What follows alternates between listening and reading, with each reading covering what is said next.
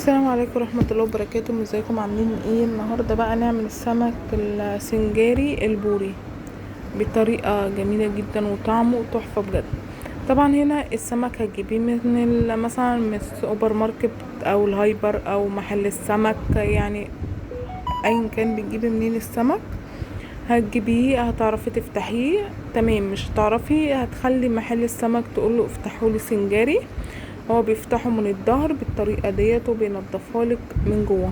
طبعا انت هتشوفي، طبعا بنعيد بقى ما بنيجي البيت بنعيد وراه نشوف التنظيف. بنبدأ بقى ننضفه ونغسله كويس قوي بمية وملح عشان تشيلي اي بواقي من التنظيف. هنا هو بنشيل، بعدين بتكوني محضرة طبق فيه ملح من جنبك. هنا في سلسلة كده، في السلسلة بيبقى فيه زي عرق كده دم بتشيليه. وبعدين هتجيب الملح هتحطيه كده وتبدأي تفركيه بالطريقة ديت عشان لو في اي بواقي تنظيف بيطلع وبيبقى لونه ابيض وزي الفل او بالطريقة ديت. بعدين بتبدأي بقى هنشغل عليه برضو الحنفية تاني، نشغل عليه المية ونغسله كويس قوي من الملح وهنحطه جنبينا عشان نعمل كل الكمية بالطريقة ديت. وهتحطيه طبعا في مصفى او كده. انا بحب ان انا اخليه نضيف خالص، او زي ما انتوا شايفينه فله يعني. هنجيب مصفى وهنقفل السمكية ونقلبها كده على ظهرها عشان تصفي المية اللي فيها، طبعا عشان هو ما بتيجي تسويه بينزل ميته. هنجيب الصينية وورق فويل بالطريقة ديت اهوت، وهتبدأي يعني تبرمي الورق الفويل وتخليه بالطريقة ديت على السمكية عشان ما تيجي تنزل السمكية المية بتاعتها تشربها، ما يبقاش كله داخل على بعضه او ان هو يلزق في الصينية. لا. هنا بقى هندهنها زيت بالطريقة ديت كده، وهترشي عليها ملح وفلفل اسود. عاوزه تحطي شطه حطي، مش عاوزه ما تحطيش زي ما انتي حابه. طبعا ما بحبش احط شطه عشان اولاد.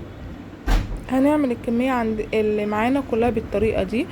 هنا الخلطه بقى بصل متقطع مكعبات، 5 فصوص توم، جزر، فلفل الوان الاخضر والاحمر والاصفر، طماطم، وكرفس. الكرفس بتخلي للحاجة ريحة جميلة جدا. طاسة بقى هنا فيها زيت، هننزل بالبصل، هنشوحه نص التشويحة، مش هنخليه متشوح قوي او بالطريقة ديت لحد ما البصل كله يفصل عن بعضه زي ما انتوا شايفين. بعدين بقى هتنزلي بالثوم وهتقلبيه برضه هو كده بالطريقة دي. وبعدين هننزل بالخضار اللي معانا او بالخلطة زي ما انتوا زي ما انا قايله. الجزر انا بحبه مبشور، ما بحبش اقطعه قطع، والطماطم برضه هنقطعها كده، والفلفل هنقطعه قطع بالطريقة دي.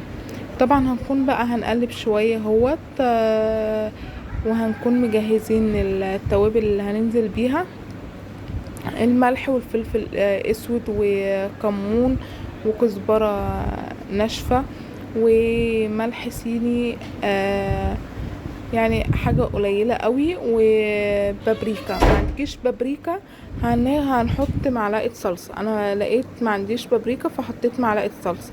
بعد ما الخلطة تنضج، بس مش تنضج قوي عشان تكمل سواها في السمك وتنزل برضو مية الخليط دوت في السمك، فبتخلي طعمه حلو. انا ما سويتهوش سوا كامل، انتوا اديكوا شايفين القطع او المكعبات بتاعه الفلفل الالوان والحاجه هي تحس ان هي مش دبلانه فانا مش مخلياها ناضجة اوي. هنحط بقى في النص كده بالطريقة ديت الخلطة، وهندخله الفرن على درجة 200. واول